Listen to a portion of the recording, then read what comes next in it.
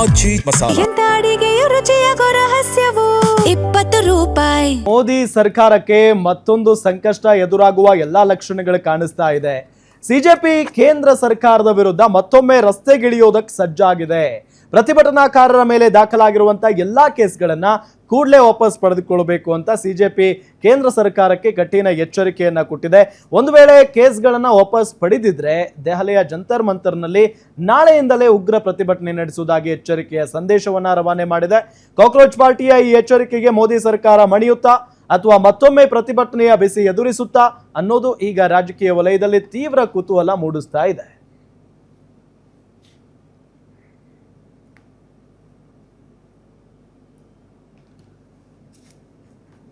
CJP ಬೇಡಿಕೆಯಲ್ಲಿ ಇದು ಕೂಡ ಒಂದು ಪ್ರಮುಖ ಬೇಡಿಕೆಯಾಗಿತ್ತು. ಬಟ್ ನಡ್ಡಾ ಅವ್ರು ಹೇಳಿದ್ರು ನಾವ್ ಯಾರ ಮೇಲೂ ಕೇಸ್ ಆಗಿಲ್ಲ ಅಂತ ಹೇಳಿ. ಮತ್ತೆ ಇದು ಯಾಕೆ ಬಂತು? ಈಗ ಕೆಲವೊಂದು FIR ಗಳಾಗಿದ್ದಾವೆ, ಕೆಲವೊಂದು ತುಂಬಾ ಈಗ ಸಿಜೆಪಿ ಕಾರ್ಯಕರ್ತರು ಅಥವಾ ಸಿಜೆಪಿ ಪ್ರತಿಭಟನಾಕಾರರಿದ್ರು ಎಲ್ಲರೂ ಕೂಡ ಒಂದೇ ರೀತಿಯಾಗಿ ಒಂದೇ ಬೆವರಂತಾಗಿ ಪ್ರತಿಭಟನೆ ಮಾಡಲಿಲ್ಲ.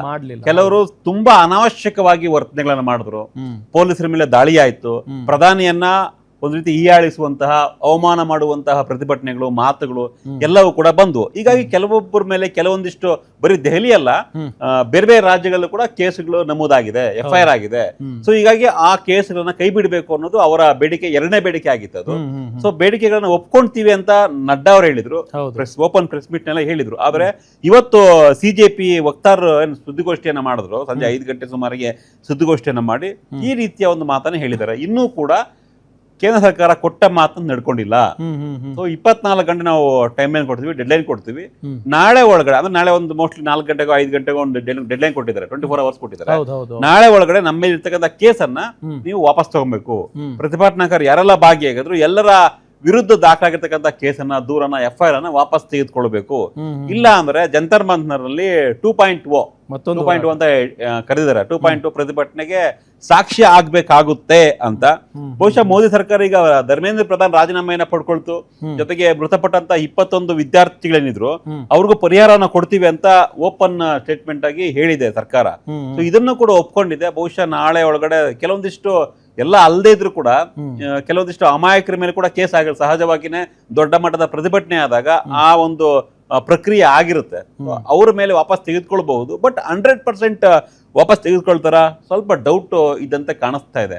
ಯಾಕಂದ್ರೆ ಈಗ ಮೋದಿ ವಿರುದ್ಧ ಅವಹೇಳನ ಮಾಡಿದ್ದು ಕೆಲವೊಂದು ವಿಚಾರದಲ್ಲಿ, ಅಥವಾ ಪೊಲೀಸರ ಜೀಪನ್ನ ಮುಗಿಸಿದ್ದು, ಅಟ್ಯಾಕ್ ಮಾಡಿದ್ದು, ಕೆಲವೊಂದಿಷ್ಟು ಅಹಿತಕರ ಘಟನೆಗಳು ಆಗಿದಾವೆ.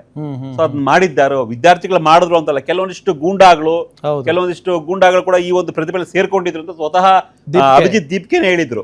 ದಾರಿ ತಪ್ಪಿಸ್ತಾ ಇದಾರೆ ಅಂತ. ಅಂತವ್ರ ವಿರುದ್ಧ ಕೇಸ್ಗಳನ್ನ ಮುಂದುವರಿಸಬಹುದು ಅನ್ನೋ ಲೆಕ್ಕಾಚಾರ. ನೋಡೋಣ ನಾಳೆ ಕೇಂದ್ರ ಸರ್ಕಾರ ಕರೆದು ಮಾತಾಡಬಹುದಾ ಅಂತ, ಮೇ ಬಿ ಕರೆದು ಮಾತಾಡಬಹುದು ಅಥವಾ ಸ್ಟೇಟ್ಮೆಂಟ್ ಕೊಡ್ಬೋದು. ಎಸ್, ನಾವು ಇಷ್ಟು ಜನರ ಕೇಸನ್ನು ವಾಪಸ್ ತೆಗೆದುಕೊಳ್ತಾ ಇದೀವಿ, ಇವ್ರ ಮೇಲೆ ಕೇಸ್ ಮುಂದುವರಿಸ್ತಾ ಇದೀವಿ, ಸೊ ಯಾಕಂದ್ರೆ ಸೋ ಏನ್ ಕಾರಣ ಅಂತ ಕೊಡ್ಬೋದು. ಮುಂದಕ್ಕೆ ಹೋಗೋಣ.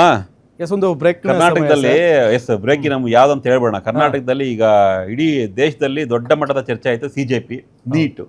ಕರ್ನಾಟಕದಲ್ಲೂ ಕೂಡ ನೀಟ್ಗಿಂತೂ ಗಬ್ಬೆದೋಗ್ಬಿಟ್ಟಿದೆ ಒಂದು. ಯಾವ ಸರ್ಕಾರ ಬಂದ್ರು ಅದೇ ಪರಿಸ್ಥಿತಿ. ನಾಳೆ ಒಂದು ದೊಡ್ಡ ಮಟ್ಟದ ಹೋರಾಟ ಕೂಡ ಇದೆ.